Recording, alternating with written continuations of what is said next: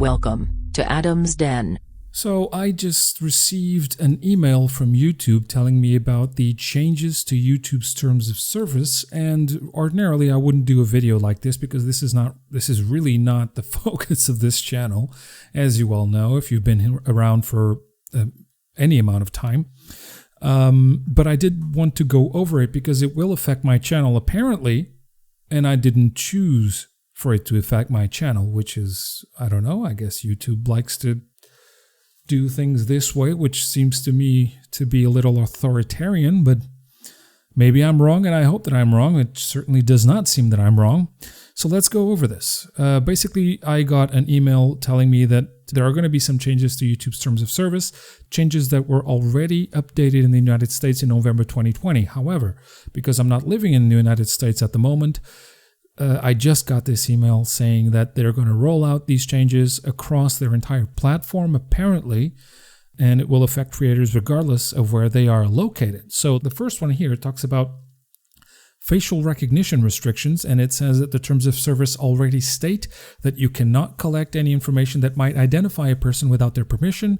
While this has always included facial recognition information, the new terms make that explicitly clear. Now, this will not affect my channel because, as you well know, I don't have the habit of going outside and shooting in the street. But for example, people that like to do live streams on the street, I'm pretty sure this is going to affect them, and I'm pretty sure that the facial recognition software that is out there available at these companies, like Google, YouTube, and Facebook, they will pick up on people's faces and pretty much identify them. So I wonder, how is this going to affect people who like to do live streams on the street?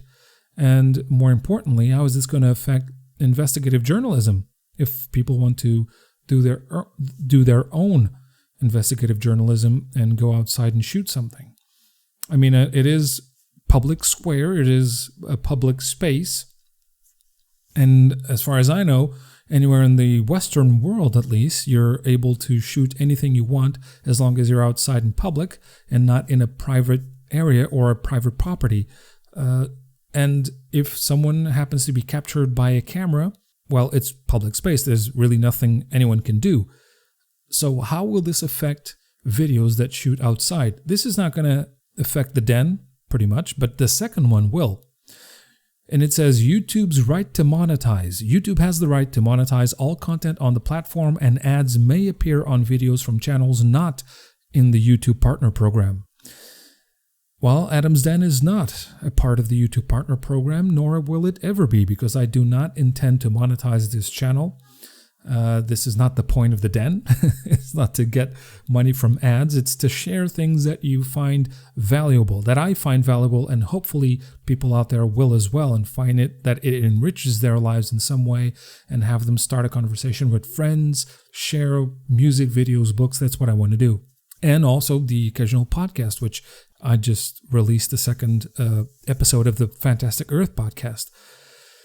So that's basically the purpose of the den, but this will affect my channel. You might very well start seeing ads on my videos, and if that's the case, I did not choose this. I did not apply for any sort of ad revenue on YouTube, which makes this whole initiative seem very unfair because I'm not getting any revenue from any ads played on my videos, nor do I want to play any ads on my videos, but the fact that YouTube is earning money from my videos without me getting any part of it, this seems unfair.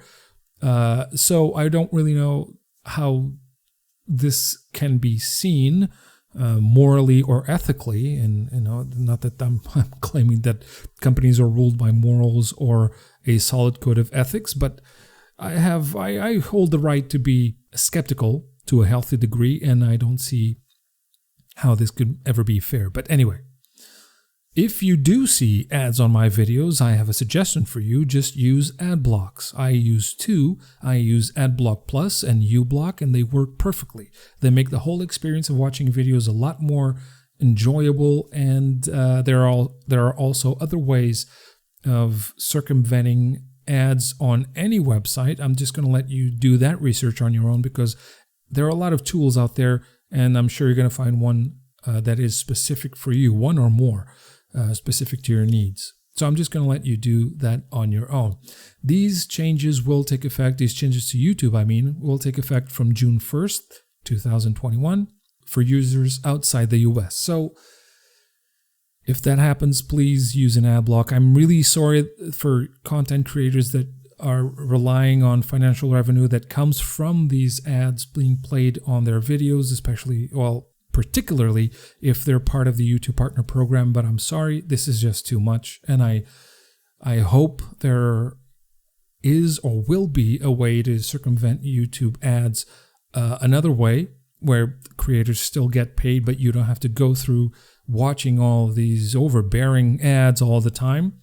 If there is such a way, please let me down in the comments below, because I am interested in helping the creators that I like get more revenue out of their work. However, I would strongly recommend those creators use other ways of garnering revenue outside of the YouTube Partner Program, because this is just encroaching on people's, privacy and freedoms, apparently. I don't know how a company would want to, would see this as a good way of going about their business. But anyway, I am not a billion-dollar company, so I'm clearly wrong here as I stand on my moral platform. But anyway, this is the state of things right now. I hope it changes in the future. If ads start running on my videos, please know that I did not choose this, and go about circumventing this any way you see fit.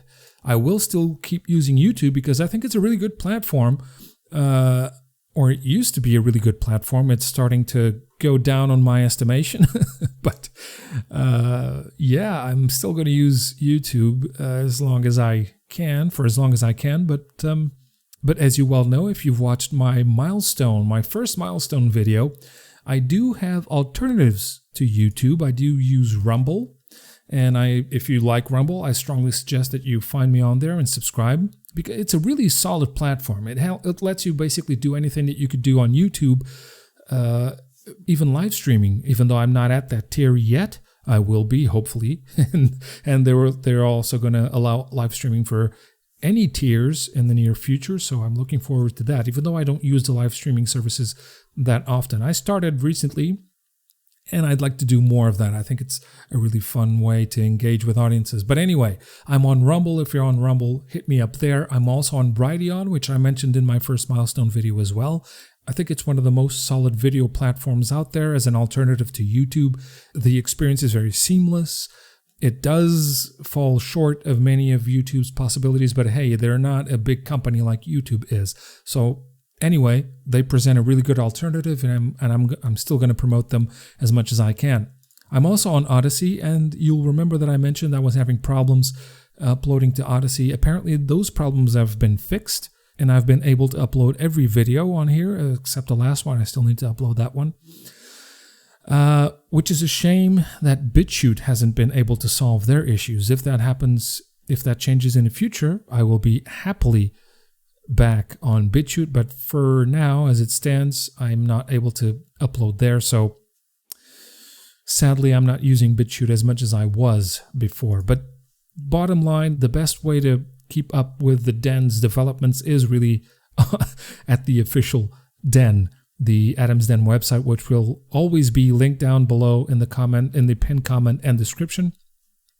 It's adamsden.webflow.io, because I'm still using the free version of Webflow. Everything is on here. I'm not going to go over it again because I already did that on my first milestone video. Just remember that you can always subscribe to the Den Dweller newsletter, which is a cool, fun way to reach out. It's an alternative way to reach out to people following the Den, to the Den Dwellers, as I call them, and I love that name.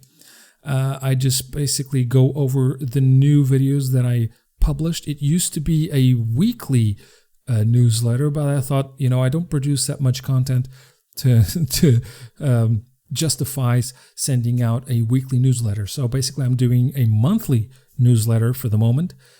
Maybe that changes in the future. If you guys like the newsletter, and if I start producing a lot more, then maybe I can do a bi-weekly newsletter.